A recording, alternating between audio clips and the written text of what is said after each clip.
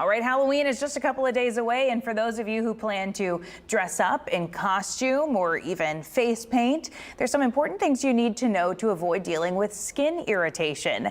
Joining me live in studio is a dermatologist with Baylor College of Medicine, Dr. Asempa. Good morning. Thanks for coming in. Good morning. Good to see you. So what are some of the dangers that your skin might face for Halloween? Yeah, there are a lot. So the biggest things that I tend to see are irritation from ingredients in makeup, from face paint, so harsh materials, sometimes heavy metals that are in some of the metallic face paints, sometimes zinc, sometimes because people are doing those like really like crazy faces, so they're using things that probably aren't metallic, like in everyday glitter stuff. Absolutely. And people that have sensitive skin that would never put those kinds of things on their skin throughout the year tend to do it on Halloween. So that's the big thing. And then also a lot of the costumes are made out of synthetic ingredients or synthetic fabrics like nylon, polyester that can be a little irritating to the skin. So if you already know that you have sensitive skin, is there something that you would say, an ingredient you would say to avoid?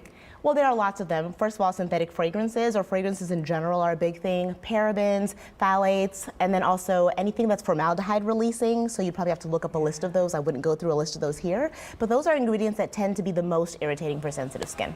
Do you see people coming in after Halloween with, say, complications from these things? Oh, really? Definitely. A lot of something called allergic contact dermatitis, which is a rash where coming into contact of something that you're allergic to on the skin can cause redness, blisters, really itchy rash that can last for up to 2 weeks. 2 weeks. Okay, that's what brings them into the office because they're probably thinking it should have gone away by now. Absolutely. And do they need actual like medications and creams to treat it? Sometimes. Some people by the time they actually get in, the rash is better, but sometimes we do give a topical medication to calm down the skin depending on how aggressive it is or if the person has eczema or other conditions that would make it even more irritating. Yeah, I remember once upon a time it was also really popular to wear colored contacts at Halloween. Is that still a thing? Do people still wear those? Because those can be really irritating. Absolutely. And then people get it from anywhere, you know, the beauty supply store, off, you know, Amazon, and sometimes it cannot be, it's not always in the right type of formula for the eyes, so people have to be really careful with these kind of cheap materials that people use just for one day on Halloween. Oh yeah, you get what you pay for. Absolutely. So be careful. The importance of doing a patch test, because I know on the back of the bottle, a lot of times it'll say to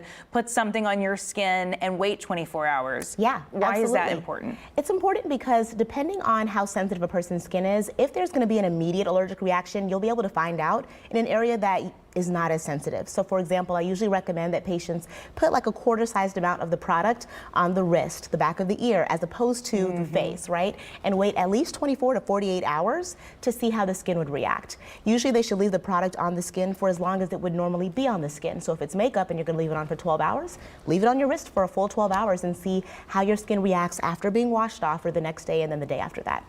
And that's usually a good idea of if it's gonna be super irritating or not. Yeah, on the skin, I've seen that warning on hair products too. Absolutely. So you should probably be testing that out now if Halloween's on Thursday. Absolutely, now is a good time. For my super sensitive patients, I usually recommend 7 to 10 days before because you can have a delayed reaction, but of course we don't have that much time. So 48 hours, 24 to 48 hours will be just fine. And when you say a super sensitive patient, does that mean somebody with a chronic skin condition? Absolutely, or someone who has a history of a lot of rashes with new products, with new cosmetics, people that have eczema, people that have a lot of allergies. They're at the highest risk for having these type of allergic contact reactions. And then at what age are they, you know, less vulnerable to these things too? Because I know little kids, like what is it, under 2, can have really sensitive skin? Definitely under 2 can have sensitive skin, but honestly, if someone has a history of eczema or a lot of allergies or even asthma, these sensitivities can last a lot longer than that. But definitely under 2, I would be very careful, very gentle,